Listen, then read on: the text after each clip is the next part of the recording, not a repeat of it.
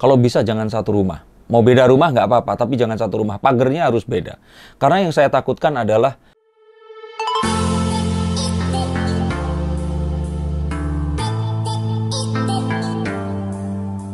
halo Sensikers, kembali berjumpa bersama saya Denny Darko. Tidak ada yang namanya misteri, yang ada adalah tanda-tanda yang kita semua coba untuk mengerti. Bareng dengan Was-Was, seperti biasa saya akan bacakan. Kali ini kita ingin tahu akan seperti apa kehidupan Leslar pasca pernikahan mereka. Belum pernah ada yang membacakan secara komprehensif. Kali ini kartu-kartu saya akan membuka langsung. Apakah ada sesuatu yang harus mereka waspadai? Bagaimana kondisi mereka? Akankah semakin terkenal atau malah sebaliknya? Dan ini tidak ada tanda ngaling-ngaling. Silahkan saksikan. Dan yang pertama yang ingin saya katakan adalah ini rezeki akan meledak. Setelah pernikahan sampai mungkin 1 tahun ke depannya, ini akan meledak sangat besar sekali. Sehingga endorse, tawaran sinetron, tawaran semuanya akan berdatangan silih berganti, bahkan bertumpuk-tumpuk, dan akan buat mereka berharap waktu ini diciptakan lebih dari 24 jam. Tidak akan tidur, mereka akan benar-benar mengejar ini, dan saya pikir ini adalah momen dimana mereka, ini harus benar-benar diambil. Dan kalaupun saya di posisi mereka, saya pasti akan aji mumpung juga. Dan gak ada yang salah, yang penting tetap positif. Jadi selamat untuk Leslar di sini. Ini adalah this is your year, this is your time, your moment. Ini kalian jalani ini semua. Dan saya lihat ini adalah satu waktu yang paling bagus untuk melakukan ini. Tapi seperti halnya ledakan, setelah meledak, otomatis dia akan meredup. Tapi tidak sekonyong-konyong jadi nggak terkenal, bukan. Tapi artinya akan mulai sama kalau kita melemparkan sesuatu.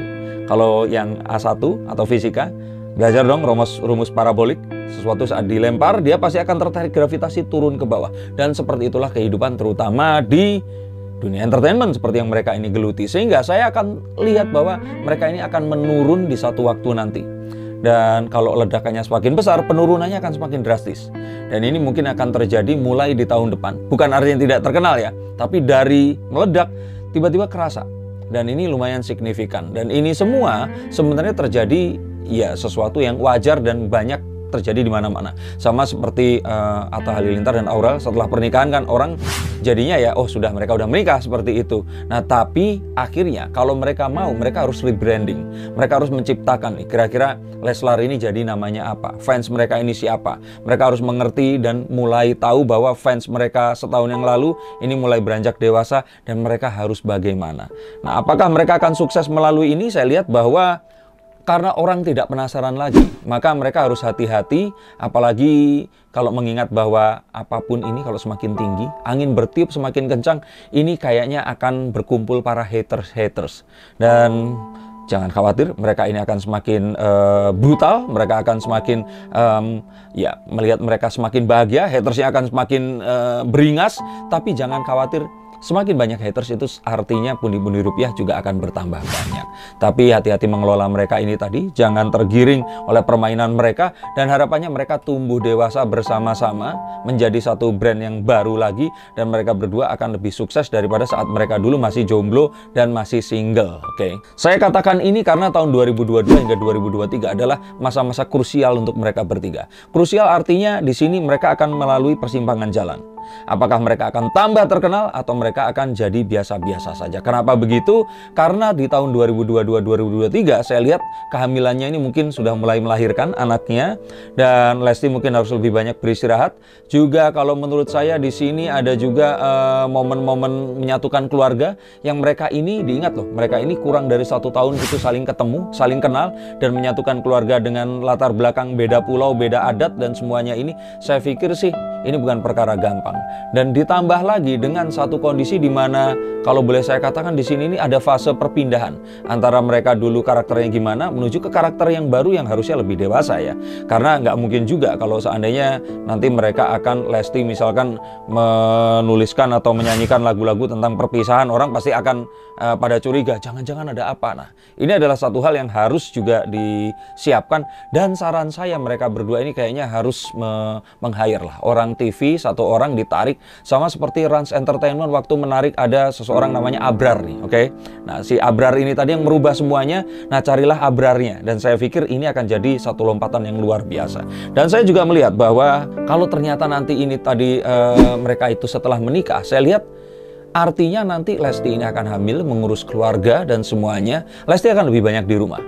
Artinya Bilar harus lebih banyak bekerja, double time, triple time, karena impiannya ini semakin besar, pengen seperti Leslar, pengen seperti Rans atau mungkin melebihi. Nah, ini adalah satu hal yang harus dikejar di sini. Dan jika memang ini yang mau dicapai, kalau saya pikir di sini mungkin jangan cuma hanya sinetron, cobalah cari yang setiap saat itu bisa muncul. Nah, kayak mengejar karir Ivan Gunawan, Ruben Onsu, terus kemudian Raffi Ahmad menjadi seorang presenter yang agak-agak komedian, ini adalah satu hal yang harus dipelajari. Jadi saran saya, Rizky Bilar ini harus beralih ke itu tadi. Sama seperti selalu saya samakan dengan Andika Pratama, karena ini kayaknya sama, ganteng, muda, dan dia ini harus masuk. Karena kalau cuman main film dan sebagainya ya akan tergantikan dengan anak-anak yang lebih muda. Dan kalau dilihat lagi di sini, berbicara tentang sinetron, saya bilang sih sinetron nggak akan terlalu ngangkat untuk Rizky Bilar. Karena kalau ternyata dijadikan peran utama, otomatis harus dipasangkan dengan pemeran wanita. Dan kalau nanti di shipping, kayaknya malah akan ribut, karena orang taunya ya mereka berdua ini nggak mungkin Rizky Bilar akan punya satu hubungan di luar Lesti dengan wanita lain. Sehingga kalau menurut saya, sinetron kalau diteruskan nggak terlalu ngangkat. Kecuali tadi, arahnya ke arah presenter atau komedian. Dan saya pikir masih sangat-sangat luas peran Bilar di situ tadi. Dan kalau boleh saya katakan ada nasihat di sini, karena tadi kalau saya lihat kan kehamilan nih, anak nanti akan lahir, harapannya kembar, tapi kalau ternyata enggak, yang pertama anak laki-laki. Dan kalau saya kira di sini harus mulai apa ya, kalau saya bilang nih secukupnya aja gaul sama temen, nongkrongnya harus dikurangi. Kita tahu bahwa Bang Bilar, begitu mereka ini menyebut ini sangat-sangat loyal dan bareng sama teman-temannya, tapi temannya juga harus ngerti kalau dia sekarang ini udah jadi bapak rumah tangga. Dan artinya ya harus lebih banyak di rumah kalau nggak kerja. Karena ini adalah satu syarat agar rumah tangganya harmonis. Jadi agak secukupnya saja, mulai fokus ke keluarga. Dan harapan saya sih ya mengembangkan apa yang ada di keluarga. Jadi kalau memang mau lapangan bolanya dipindahkan aja ke rumah, seperti prediksi dan ramalan saya. Atau ya itu tadi, lebih banyak di YouTube yang kantornya juga ada di rumah. Pokoknya jangan jauh-jauh dari Lesti. Ini saran dari saya. Dan berikutnya yang harus hati-hati lagi adalah godaan dari orang-orang atau teman-teman yang memberikan pengaruh buruk. Nah, ini yang paling utama, karena mereka akan semakin sukses dan orang-orang ini akan datang dan akan menggoda mereka. Cobaan-cobaan seperti narkoba dan sebagainya ini terjadi pada orang-orang yang semakin sukses dan akhirnya jatuh cuman gara-gara ya, kalau saya pikir bandar narkoba ini memang mentarget orang-orang yang duitnya banyak. Nah, sebentar lagi Lesti dan Rizky Bilar ini duitnya akan sangat banyak dan mereka harus hati-hati akan pengaruh yang seperti ini. Dan yang pasti saran dari saya yang lain adalah coba untuk pindah rumah. Pindah rumah dalam artian jauh dari keluarga. Sebisa mungkin jangan serumah dengan keluarga inti atau keluarga sebelumnya. Jangan pernah ada orang. Kalau bisa kalian hanya kalian yang berdua. Kalau ada yang lain, yang saya takutkan ini tadi. Kalau orang ketiga saya pikir masih jauh. Nggak akan ada lah kalau saya lihat ya. Kecuali terjadi satu eskalasi yang terbaru, saya belum lihat itu. Tapi keluarga ini kalau ternyata ada yang tinggal serumah, ini yang akan rawan menimbulkan konflik baru.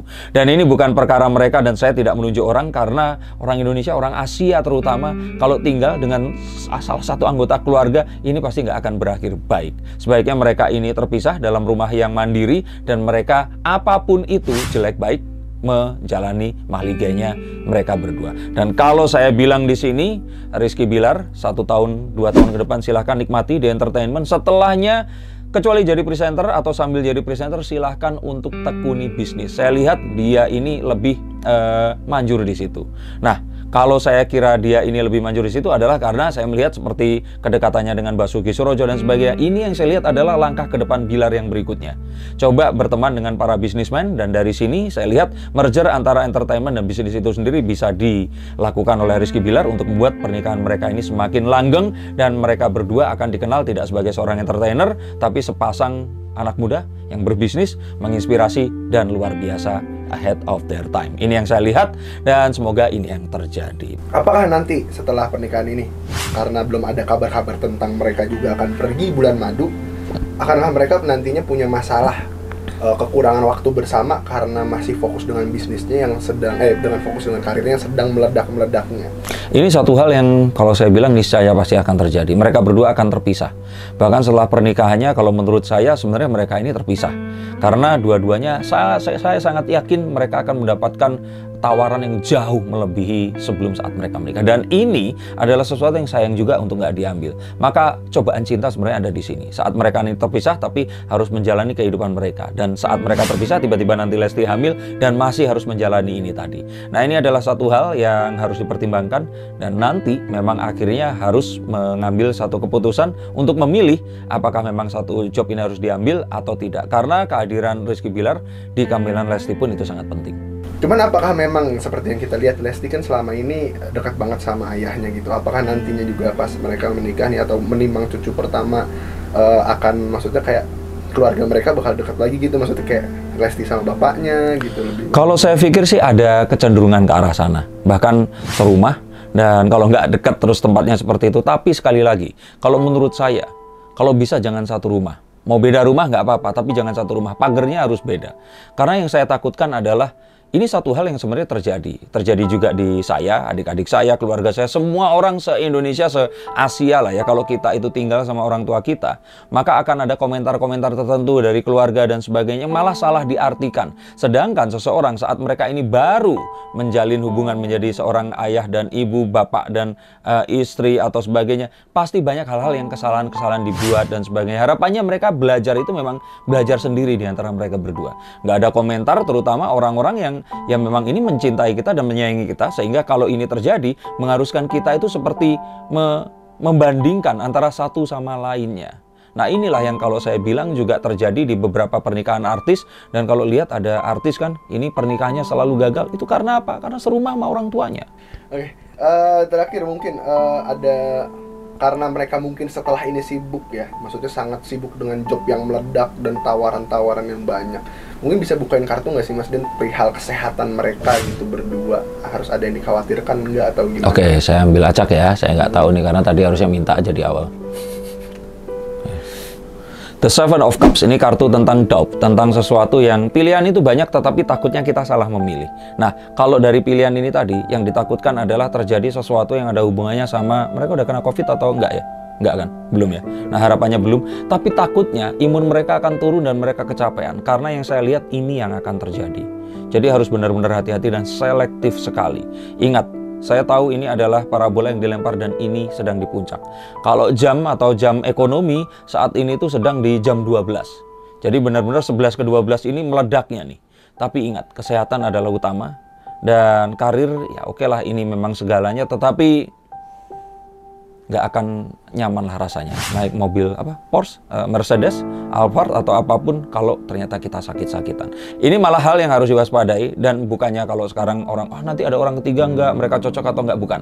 Ini waspada yang benar-benar yang mengancam dan harapannya mereka tetap sehat selalu.